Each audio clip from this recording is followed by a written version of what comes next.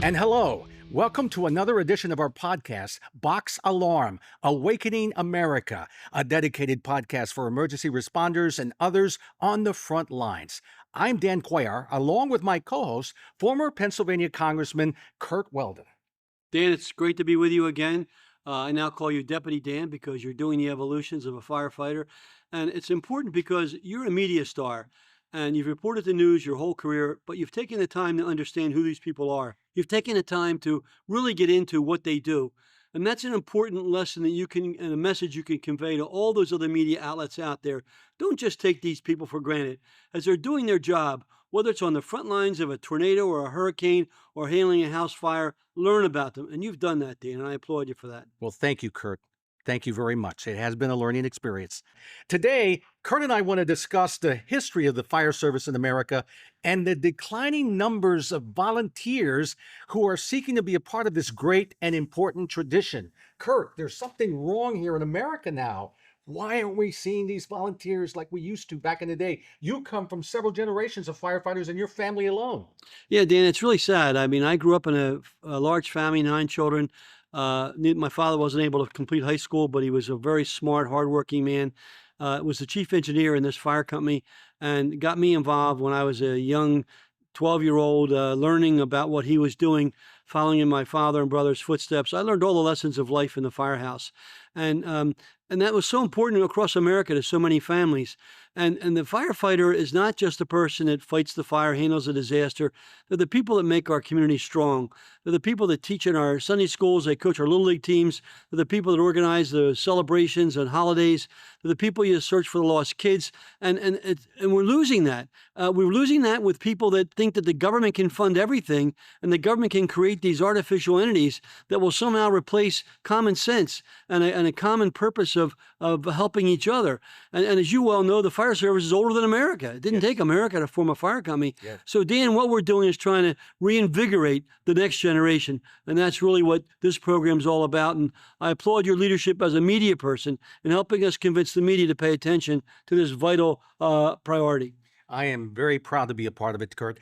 Let's talk about how it all began. Technically, the first organized fire department was established in 1679 in Boston with a group of paid firefighters, but it was Benjamin Franklin who significantly shaped the volunteer fire service. In 1736, Franklin founded the Union Fire Company in Philadelphia, which became the model for volunteer fire departments across the country. However, there has been a nationwide decline in volunteer firefighters. The National Volunteer Fire Council reports that since the 1980s, the number of volunteers has decreased dramatically, while call volume has tripled due to increased emergency medical service calls and other responsibilities. And that is so sad, Curt.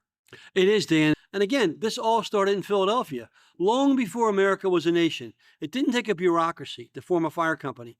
People came together, common sense, hey, let's help each other. And they don't care about your age, your color, your wealth, your ethnic background. If you're in need, we're going to help you. And that tradition has continued, but we've lost sight of that and thinking that somehow government can replace that. And that's why it's so important, Dan, that you joined in this effort to say to the 30,000 fire departments in America, we want to help you. We want to give you the tools to generate a new generation of young people like the ones we had on our show today that can become the new leaders of America. Because if you're a firefighter and a leader, you're not driven by power nor money. You're driven by a desire to help other people. When I gave the keynote speech in California last year to the fire chiefs, I said, political parties are around 35 to 40%. The candidates are around 45%. But in every poll in America, firefighters and EMS are 98% supportive. Mm-hmm. But they don't go out and they don't hold signs up and protest. They're taken for granted. We've got to empower them and awaken them to show they've got to tell their story so the government responds to their needs and the people respond to their needs and get their young people, their children involved in the future of these organizations like the one we're sitting in today. So what's being done about that? Well, the Rendell Center for Civics and Civics Engagement is trying to change that paradigm. The brainchild of former Governor Ed Rendell and Judge Marjorie Rendell have put this program together, and Executive Director Beth Specker has been nurturing this program, the Rendell Center, for a good while now. And part of what she's trying to do is cultivate the next generation of firefighters. And she's with us right now. Beth, welcome to the podcast. Delighted to be with you today. Excited to talk and explore about the next generation of firefighters. Although at the Rendell Center, we're thinking a little bit bigger. We're talking about the next generation of engaged citizens. Yes. How can we have that next generation of students become involved in their communities and give back to the communities in a positive way? And actually, we should point out that Beth was the education director for the Freedoms Foundation of Valley Forge, and actually did programs that I was aware of, even educating foreign students in the basics of the American system back in her tenure at the Freedoms Foundation, and then was also a leader at the Constitution Center in Philadelphia, so as well as Arcadia. So she has a broad background of education, and after serving as the chief of staff for the First Lady, she took on this challenge and has been the sole source leader of the Rendell Center. And I think, Beth, you're stressing what you've been doing with schools beyond firefighters is important so that the people watching this podcast can understand you're doing much, much more than just educating a new generation of first responders. Yeah, it's a great way to start because certainly volunteer firefighters are at the heart of what it means to be an active, engaged citizen, giving back to their communities, leaving their homes, leaving their families to help us, the ordinary citizens, dating back as all the way to Benjamin Franklin. So it's a great history lesson when we go into the schools and talk about it.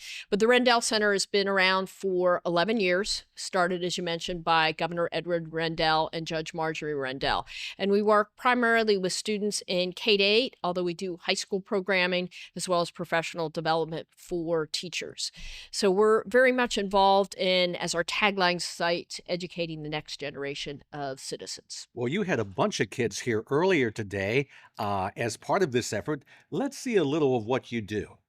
Chief, they're all yours. All right, so like she was talking about, we're going to read a story about sprinkles. So make sure you guys have your big listening ears on because we're going to ask you some cool questions after we're done the story. And you can see the book way up there, too.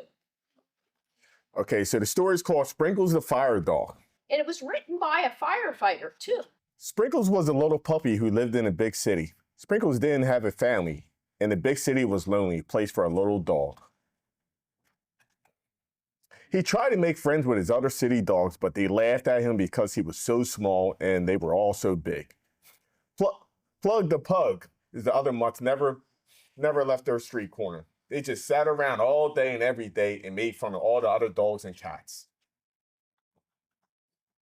They teased Sprinkle the most because he was a Dalmatian with only a few small spots. You're not even a Dalmatian, Plug laughed. Dalmatians are big and strong and have many spots. You're tiny and you only have a few. And you can't even bark. And one of the other months, Sprinkles walked away and with his head hanging very low. One day, Sprinkles was walking down the street when he heard a sound of loud sirens coming closer and closer. The sound scared Sprinkles, so he jumped behind a trash can and peeked his head out to see what was making that noise. Then when he saw the greatest sight his eyes ever seen, a huge fire engine. Riding on the fire engine were 4 brave firefighters and a big, strong Dalmatian. At the moment, Sprinkles knew what he wanted to be, a fire dog.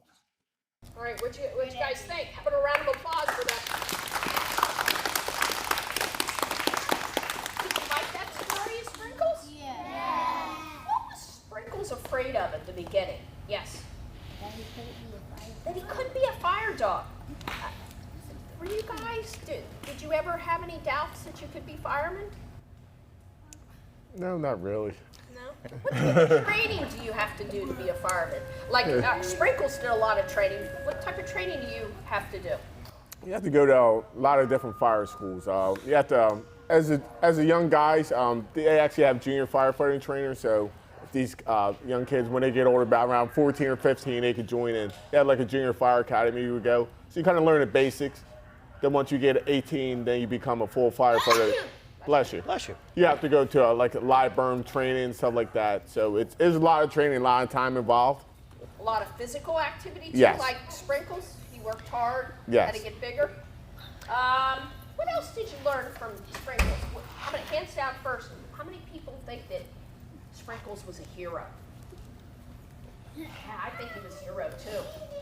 He saved the man and he saved the house. All right, hands down.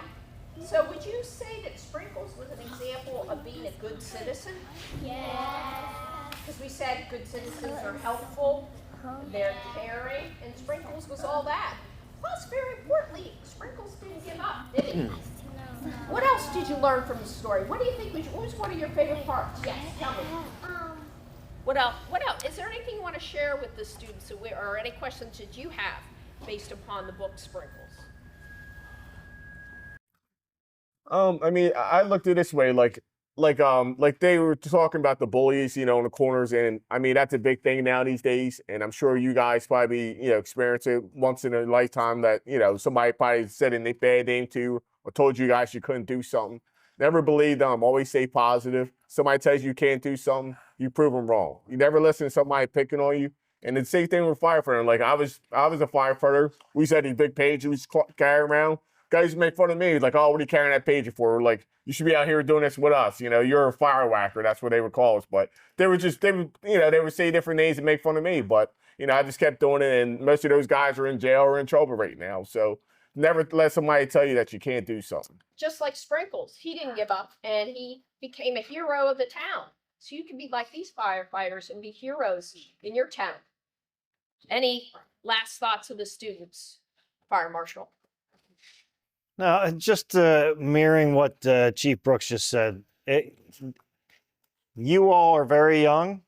Life is long. You can literally, no matter what your background, no matter what is going on in life, you can always achieve anything that you want. You have to be willing to put the work in, like Sprinkles, and you have to go after what you want. Remember that when there's people on the schoolyard that are trying to get you into trouble. Is that in line with what you want to end up doing? Because it's all about what you want to put into it. You'll achieve whatever you want to put the work in to achieve. It's all out there for you to grab. Dream big. Yeah, and I think we saw that Sprinkles dream big. Right, boys and girls? Yeah. So how many people now want to be firefighters like Sprinkles and like our gentleman here? All right, well, so they can take it back. How about that? Let's give our firefighters a round of applause, everybody. All right, so can I have eyes up, focused on me? Everybody turn a little bit towards me. Now, I want you to close your eyes. And somebody asked whether or not there is a fire dog in this firehouse, right? So I want you to close your eyes. I want you to think about Sprinkles. I want you to think about her story. I want you to think about how he was a hero. And I want you to think about what you might be able to do back in your classroom, back in your home. I see some eyes open, eyes closed. What you can do to be a good citizen. Because this day is really about good citizens, how you can get back to your home and your community and help people. I see eyes open, eyes closed, everybody facing me. And I want you to think about that. I see eyes open. Close your eyes. Eyes closed. I want you to think about what you could be as a good citizen. And now, a final activity that I'm going to issue to the teachers. I want you to think about what you could do when you go back to your classroom, perhaps to thank the firefighters for what they do. Perhaps some letters, notes back to the firefighters to thank them for what they're doing. Eyes closed. Eyes closed. Eyes all closed. Now I want everybody to look upstairs there and everybody say high five. That's Chief Weldon's fire dog, the Dalmatian. All right, hold on. Is it okay if he comes down? Everybody good with that? That's all you need.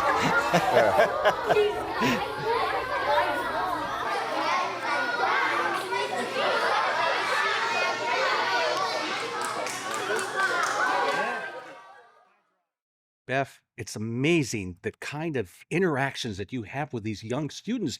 They are just like you lit them up. Their faces lit up just listening to you, telling the story with the little dog, Sparkles, and boy, they were engaged. Yeah, Sprinkles, the fire dog, and the Sprinkles. firefighters reading to them. Mhm. It's a different dimension that traditionally, students come to a firehouse, or the fire engine and the firefighters go to the school to do a fire safety program. We're adding another dimension to it and looking at the firefighter as a person, what they're doing. And Sprinkles, the story written by a firefighter, is a great book that talks about what is a hero, what is a citizen. There's a little anti-bullying in there because Sprinkles is laughed at because he's a little tiny puppy, but then he saves the day.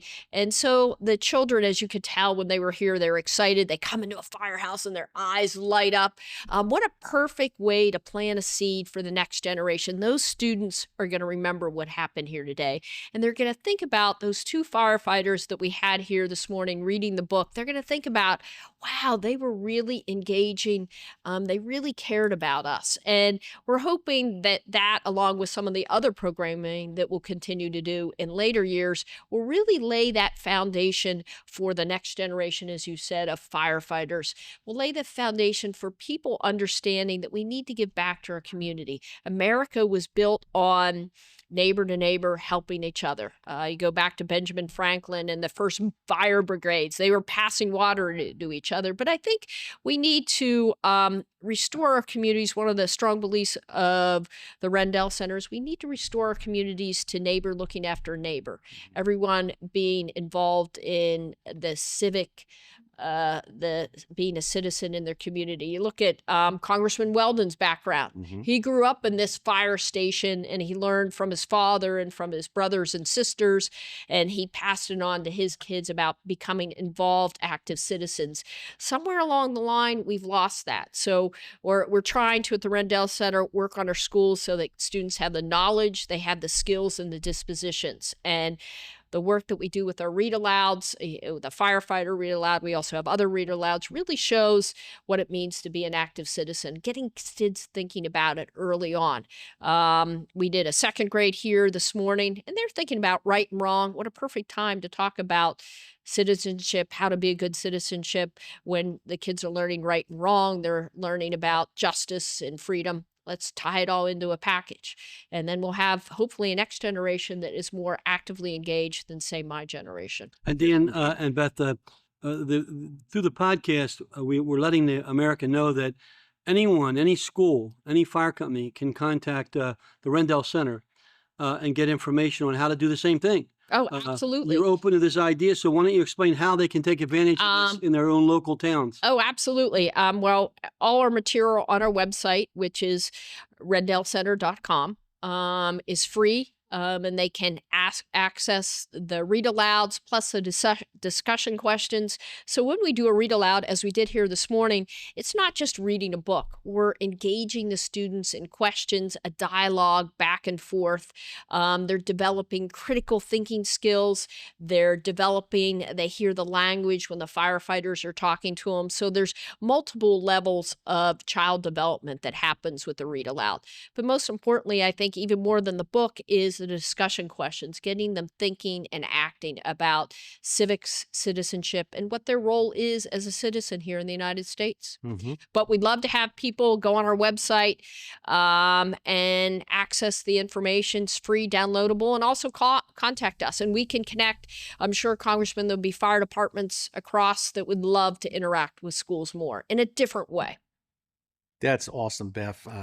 It's just, Curt, people like Beth, they're the ones that are going to be able to change the paradigm happening in America today, where the lack of volunteers is so desperately needed to be addressed, and bring in more people that are interested from, as you said, the seed up to the ground. You start them at an early age and then become interested as they grow up and go to middle school and go to high school, and hopefully we would address this problem.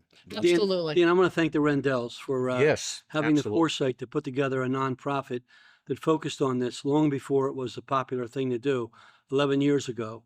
And we all know Ed Rendell's legacy in this region and nationwide, and and Judge Rendell the same. And we want to thank them for having the vision to put this together. And now we can use this to help America kind of regain its position to what it was in years going back. So thank you, Beth, for being a part of this. Oh, thank you. We're excited to be a part about it, and we really want to help as the work that you're doing with awakening the fire with the box alarm. We really want to be a part of ensuring that the legacy of fire departments continue, because they're really at the heart of America. Thank you, Beth. Beth Specker with the Rendell Center. Thank you for being with us today. Thank you. We'll be right back. Join us at boxalarmpodcast.com, where we shine a spotlight on the brave men and women serving on the front lines of America's fire and emergency response teams. Through powerful stories and thoughtful insights, we dive deep into the challenges and triumphs of those who put their lives on the line to protect and serve our communities. boxalarmpodcast.com. Tune in and honor the everyday heroes safeguarding America. And welcome back, everybody. Glad to have you with us today. We want to talk about Hurricane Helene. Curt, there have been now over 100 people that have been killed in that devastation, with millions that are without power, water, and cell phone service. And the ones responding to those needs, Curt, of course, as you know, are emergency responders. Emergency responders, Curt, coming from Pennsylvania and all over the country to come and help people in need. And what happens, Dan, I've been on, as you know, many of these disasters, Hurricane Andrew, Katrina, Hugo. The firefighters that respond, they lose their own homes. Their own homes get flooded out. Their own families get displaced. But instead of worrying about them, they go and do their job. So they don't forget that they're a first responder. They go and do their duty while their families are suffering just like the other families are. So it puts a double burden on the lives of those people that are doing the rescue and doing the help. And so it's very important that areas like ours do send teams down, as we did when we helped out in those other disasters, and like you did when you went with me down to Hurricane Andrew down in Homestead, Florida. And we raised $440,000 for the firefighters surrounding New Orleans and gave them a check after Hurricane Katrina. That's what America's about. Yes. America's about helping each other, and that's what the fire service is all about, and that's what this show's all about. Right. A new generation of young people to understand you got to get involved. And here's a good way to get involved that really exemplifies what built this nation and made this nation so strong. And with us now to talk about all this is Assistant Fire Chief Ellen Yarborough, who's also a teacher at Strathaven and is bringing high school students with us today for the program and the podcast. Curt, you've known Ellen for a good while. Well, Ellen's a real unique person and typical, I think, of what exists in the fire service, kind of as an unsung hero. She's both an educator and a firefighter, and has been a deputy chief of a very robust fire department in Delaware County. And now is serving another fire department also in Delaware County. But Ellen went on her own and developed a special curriculum to be applied in high schools from 9th grade to 12th grade that encourages young students to get involved in their local volunteer fire company so that we develop this next generation. And as Dan, we've talked about, this whole podcast number 3 is really about developing a new generation of firefighters and EMS in America. Our fire departments are hurting big time right now. Many have had to consolidate. This fire station we're in used to be 4 separate fire companies. Now it's 1 because of the lack of manpower in having 4 separate entities. And if we don't come to grips with the need to get young people understanding and aware of what the fire service is all about, that's going to continue to happen. And when that happens, it's nothing against paid firefighters, but your taxes are going to go sky high because you've got to pay those people. That's right. When you take a volunteer that's doing all this work for free and you make them a paid firefighter, it's a whole different atmosphere. No longer are they going to wash the trucks and do all the mechanical work because now it's their job. Right. And that's what happened in Chester City. Chester City used to have 5 full volunteer fire companies when I grew up. Then they all went away because no one supported them. Today there are none. They have a paid department, and guess what they do when they have a major fire? They call all the volunteers in, including Ellen's department. They get called in to Chester, even though it's a paid department. They can't handle the fires. Man. So what we're doing is we're setting an example that fire departments across the country and schools across the country can look at and say, hey, that program that Ellen developed, I want to try that in my district. I want to try that in my high school. I want to do what Ellen's doing. And that's why we have Ellen here. So thank you, Ellen, for joining us. Yeah. Absolutely. Thanks for having me. Welcome. Tell us about your program. How is it going? Well, it's going really well. It's really a simple model. You know, there are a whole bunch of different models out there, and some models work in some areas and others in others. I know countywide in Pennsylvania, we have some really robust tech programs within county high schools, county technical high schools, like we do in Delaware County. Ours is a tremendous program. And then there are models outside of the state too that work well with the population that they have, the resources that they have. Nassau County, New York, out in Long Island, they've got a program that's been running 20 some years. City of Los Angeles, not only do they have a cadet program for aspiring firefighters, they also have magnet high schools for that. So like in anything in the American Fire Service, we don't seem to be able to have a one model fits all. Right. So it's really difficult. So what I aim to do and what I do with mine is just keep it at the simplest level of partnership between high schools and fire companies, volunteer fire companies, to introduce the right kids to the right fire companies, to encourage them to get involved in their community for community service, to consider careers and in public health, emergency services, and obviously most importantly the fire service, and then to reward those kids for the work that they do off campus in school. So we don't tax the resources. We're not exhausting resources at schools. It's not costing schools any money. It's a matter of getting them together with departments in a meeting. I get face to face with these fire companies and their local school districts, their superintendents, their curriculum directors, and we say, this is how we can create a model that works for you, doesn't require excess resources, but gives credit to kids who've been doing what the work teenagers have been doing for decades in the American Fire Service, and that is providing valuable service to their community. Now, if I'm not mistaken, this program has a name, the model, the Schoolhouse to Firehouse program for grades 9 through 12. Do you synergize with what like the Rendell Civic Center is doing, where they're raising them and teaching them about fire services and volunteerism at a young age, and then as they continue on in life and graduate to high school, they still remember some of those principles of why it's important to volunteer? Right. So there are opportunities. Let's just talk Pennsylvania here. There's opportunities and based on standards that are required by school districts to adhere to for the Department of Education.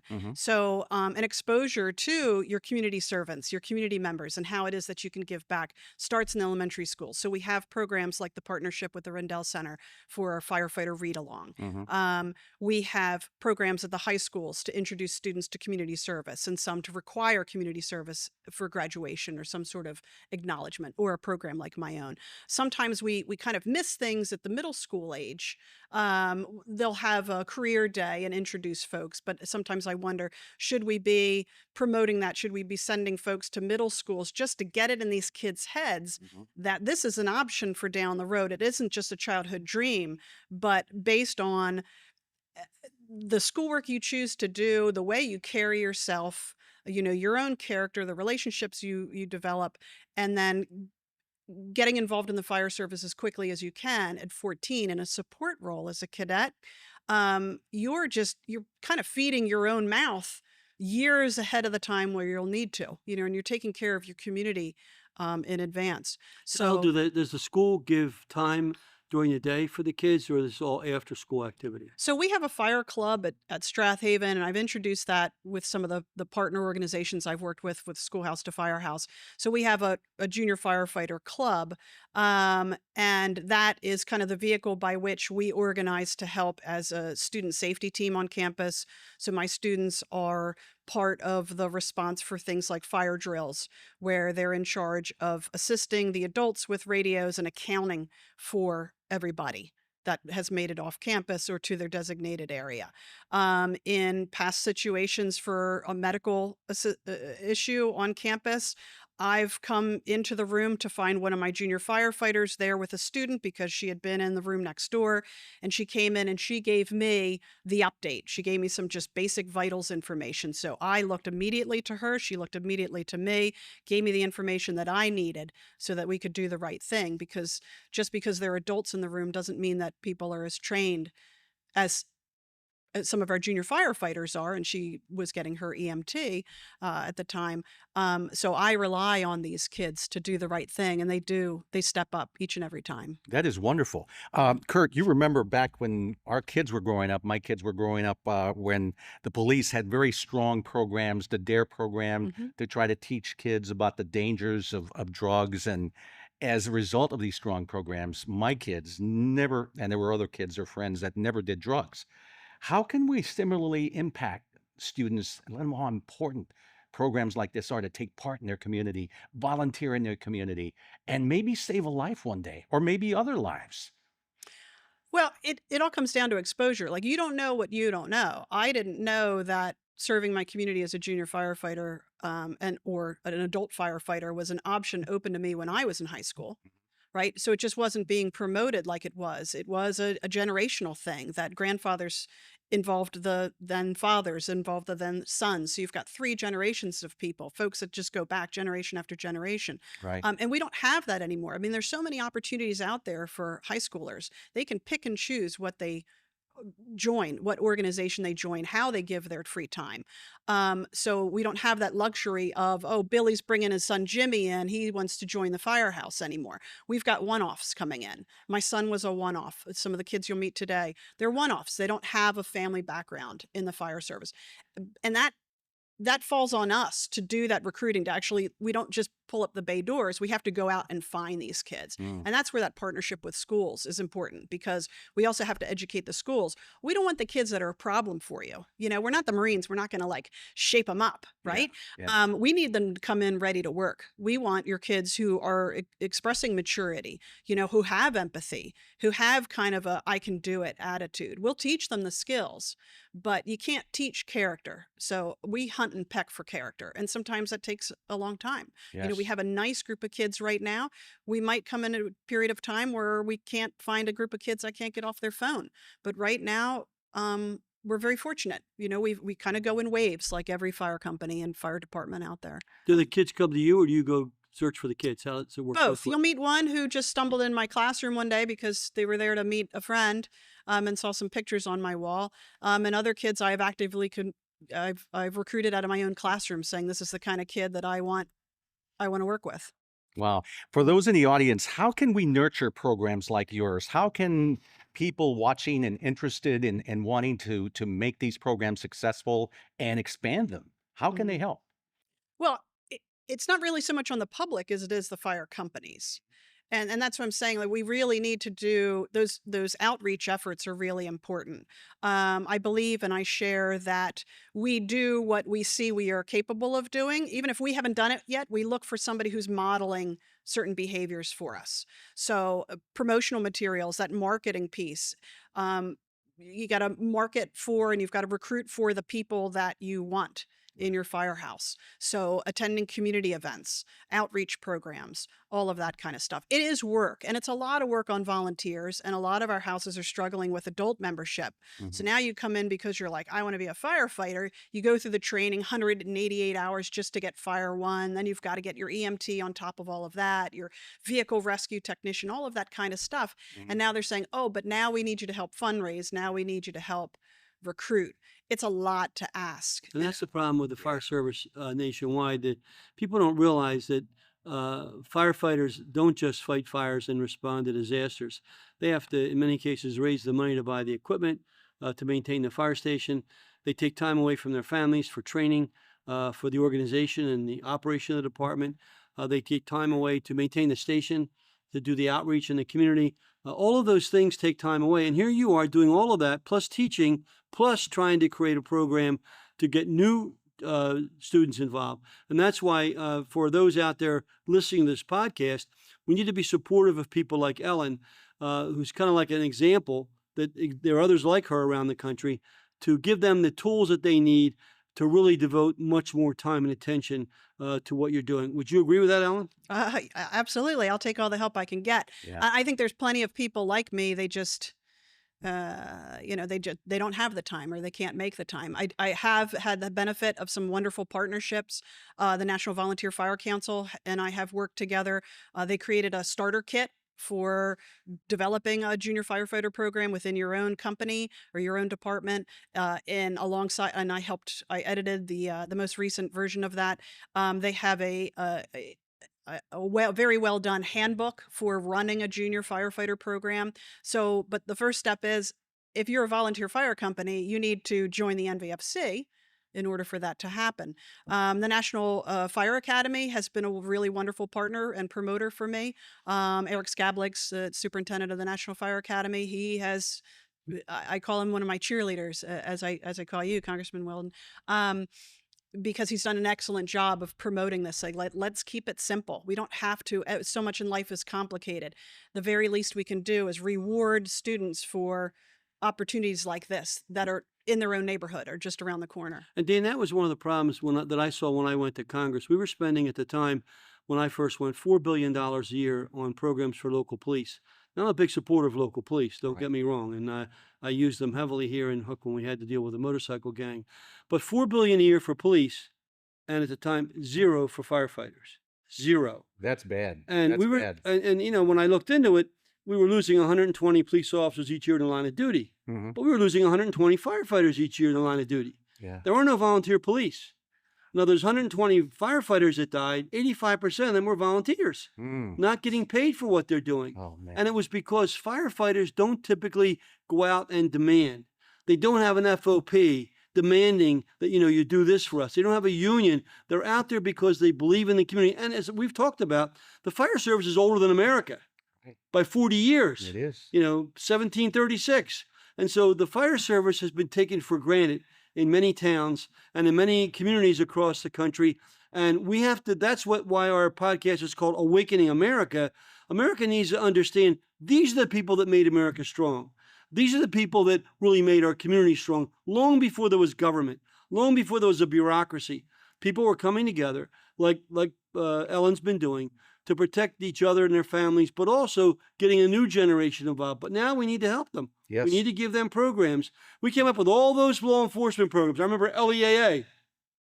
We spent tons of money on the Law Enforcement Assistance Administration program when I was the mayor here in Marcus Hook. Where was the program to develop new firefighters? Yeah. Zero, nothing. And even today, while she's gotten some, pointed out the National Volunteer Fire Council as a program, it's not enough. Right. We need to put more, if we're going to spend $60 billion a year on illegal aliens, which you may or may not want to support, we can at least find the funding to put a program into place to support people like Ellen that take American young people and get them involved in the community. And that's a responsibility of the federal government and the state governments as well. And we have to push those buttons and make sure that happens. Ellen, you've got more things. You've got the kids here with you, the high school students with us today. I do. So we'll let you attend to that and see how that goes. Thank you so much for what you do. Of course. And Godspeed to you. Thanks. And call on us whenever you need anything, and we'll see what we can do to help you.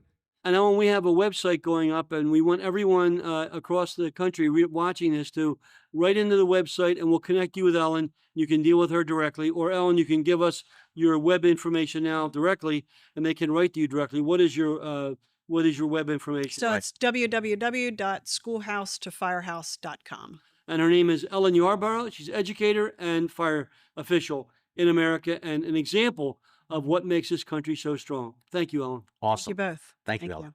And let's talk about some of the students that are involved in Ellen's program. Students at Strathaven High School when we come back. Join us at boxalarmpodcast.com, where we shine a spotlight on the brave men and women serving on the front lines of America's fire and emergency response teams. Through powerful stories and thoughtful insights, we dive deep into the challenges and triumphs of those who put their lives on the line to protect and serve our communities. boxalarmpodcast.com. Tune in and honor the everyday heroes safeguarding America. Welcome back to our podcast, Box Alarm, Awakening America. And this is perhaps the most important part of the show, with my good friend and colleague, Deputy Dan Cuellar, star of ABC TV for so many years. We're trying to find ways to show America, high schools and fire companies, how to develop a new generation of firefighters. These are the people that made America great. The fire service is older than America by 40 years. And these young people that we have today are examples of what we can do in our communities to get people like them involved to develop a new generation. Dan's going to start the show off by having the students introduce themselves, and then we'll go into some questions about what they see as their prime role and responsibility and how we can learn from them to help other fire companies do the same thing. These are high school students from Strathaven. Welcome to the podcast. Thank you for being with us. Why don't you introduce tell us a little bit about each other, about yourselves here. I'm Nate. I'm in 10th grade at Strathaven High School. I also am at the VOTEC program at Aston for welding. Yeah, that's about it. My name is Liliana. I'm an 11th grader at Strathaven, and I attend the VOTEC program for emergency and protective services. Awesome. My name is Eli Price. I'm a junior at Strathaven High School. I'm really involved in sports. I do baseball and wrestling, so I do that, and then the firefighting program. Wow, that's awesome. Why did you guys want to be here today? What got you interested, curious, wanting to figure out more about this? Well, I really found out about the fire service through my parents and everything. I'm a 4th generation firefighter, so Wow, I've been in the firehouse ever since I was like a very little kid. that's awesome. Yeah, my whole family's into it. And Where is that at? so I grew up in Norwood, Mhm. not too far away from Nether Providence, and my dad was the deputy chief there. That's Um, wonderful. And then we moved to Nether Providence, and that's where I kind of really got into it. And now my dad's the deputy chief at the Boeing plant in Ridley Park. So I So to really say it's enjoy. in your blood is an understatement, man. Yeah. You grew up with this. It's Yeah. like your life. Yeah, I was always at 4 the fire. generations. Yeah. What about you? My family currently has no involvement in the fire service. I'm the first one to do something like this, Mm-hmm. and I wanted to get involved just because I really wanted to focus on a career that directly helps people. And this is something that I thought I could be really good at, and so far it's worked out well, and I like what I do. That is wonderful. That is fantastic Mm. that you were not involved, your family, and here you are taking a lead. Boy, what a great story that is. And I want to applaud you for that and tell you that all across America, young people like you need to hear that message. And your message really can resonate with young women and men in our high schools to say you don't have to be involved in a fire service family to get involved. And so thank you for getting involved, and thank you for being here today. What about you? Yeah, I always knew that I wanted to be in the emergency services, but I didn't really know where to start. And then I heard about a program for the high school. It was like an activity fair. Right. And so I went to it. I was looking into it. I was like, oh, like this is really cool. Like I didn't know that like some little 14-year-old could go to firehouse and go on calls. And so I went there. I thought it was amazing, and I've just been into it ever since. And then I shortly found out that my grandpa was a volunteer firefighter for like 30 years in Woodbury, Minnesota. That's where I was Really? born. Yeah, Wow. So by Yeah, accident, good. you yeah, discovered that by accident, huh? yeah. Wow, that's cool. So what do you think of what Ellen is doing and the program that she's trying to do at Strathaven to try to encourage young people into emergency services, firefighting, emergency fire rescue, emergency medical services, and things of that sort? I personally think it's amazing what she does, and I'm super thankful that she works at her school, and I go to her for anything, and I'm really thankful she's there. But I think the whole purpose of what she's doing is really helping the community, other communities, and just getting people involved and helping other people. And that's the big idea of everything, is just helping other people and living better. From your perspective, what do you think is going to take to get more young people interested in wanting to be a part of this? Maybe the idea of it Mhm. and how important it is to help other people and keep doing what she's doing of putting it out there more and just getting people to know and getting the right people in. And yeah, Spreading the word, so to speak, definitely. letting more students know. I think she's really doing great work. She's the reason that I got involved. Mhm. I was applying for the technical school, and my science teacher said that I should talk to Miss Yarborough. And I had been going into her room every morning and getting one of my friends out of that class, and I didn't realize that it was her room that I've been walking into. Uh-huh. And so that's when I said hi to her, and that's how I became involved. And I think that she's really getting a lot of kids who didn't know anything about this involved in it. And I think that she's also really helping the school with like the student safety team and everything, because I think that the school would be like behind on emergency responses and what to do and knowing how to respond to events like that. What about you? I think she's doing great work. I mean, she's definitely helping kids understand that it's an option to definitely take the volunteer path. I enjoy it so much, and I think all kids should at least try it. It's super Yeah. fun. Yeah. And I think it's very good what she's doing. Under state law, you're allowed to go to the fire scene, but you can't go in the building. Is that correct? Yeah, there's certain requirements we're gonna need, like age, certifications, but like surely of like going into it and seeing everything. So once that day comes, you're certainly qualified and know what to do from that day one. Was it 16? You have to be 16 to go into a burning building, I think. 18. 18. 18, yeah. And have you seen Ellen fight fires? Oh yeah, a little bit, yeah. How's she do on the under fire? Is she good? Yeah. Yeah. Very, She's a real role model, huh? yeah. That's good to know that from firsthand observation, you've seen her in action. 100%, yes. Tell me about some of the skills that you guys have learned. You were talking about the medical thing, or I think Ellen mentioned earlier that, when by the time she got into the room, there was a problem with a student and had a medical situation, and the student was able to give the vital signs and give this information to speed up the process of, helping the student. So I've never been there for any events like that at my school, but it can really help on emergency scenes when someone who knows anything about like privacy or like clearing the crowd or out or just like being there to help first responders to just get people out of the room and give them privacy, like the person privacy, and giving them any information that you can when you get there, like who they are and everything, and staying calm under that pressure is really important, and that's something that she's able to provide. Yeah, I think it's really important, even just for yourself. If something happens to your family, like you're gonna know what to do. Just keep everyone calm and proceed of what you need to do. And it's not just for these mass things, it's like on personal levels, Yeah. just to know for your own sake. Wonderful. Would you agree? Yeah, I mean, I've learned a bunch of skills, not even just with the firehouse skills. I mean, there's a bunch of people at the firehouse that have helped me with other stuff and helped me learn other things, not only just skills with the firehouse. That's an important point, Dan. Yes, yeah. Having grown up in the firehouse, Mm-hmm. the youngest of 9 kids, 2 blocks from here, I learned the basic lessons of life in the firehouse. I learned how to work on a truck.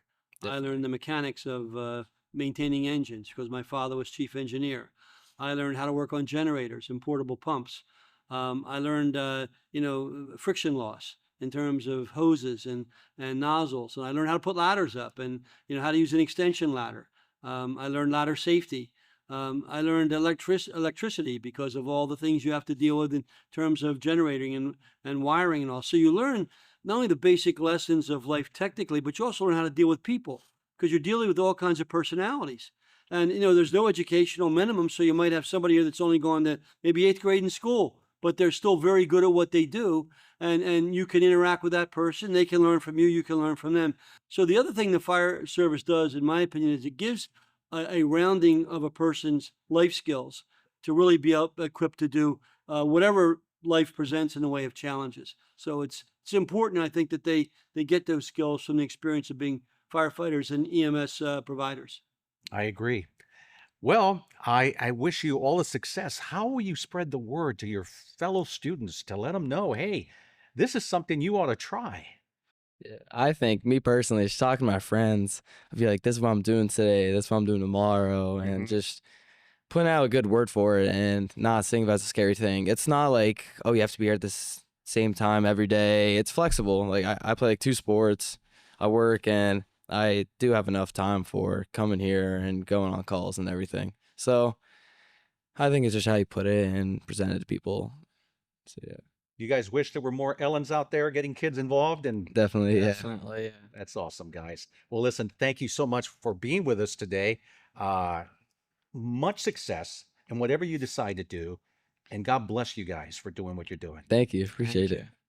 Which leads us to the Good Butt Awards, because there are people responsible for teaching these kids all of the lessons that they learned. And Dan, as we said when we started this podcast, every show, when we can, we're going to give the Dumbass Awards for stupidity, but we're going to give the Good Bud Awards when we see things that are happening that are great, that are helping firefighters. And today we're giving several Good Bud Awards. Excellent. We're giving a Good Bud Award to the Rendell Center for their leadership in educating the future generation of young people.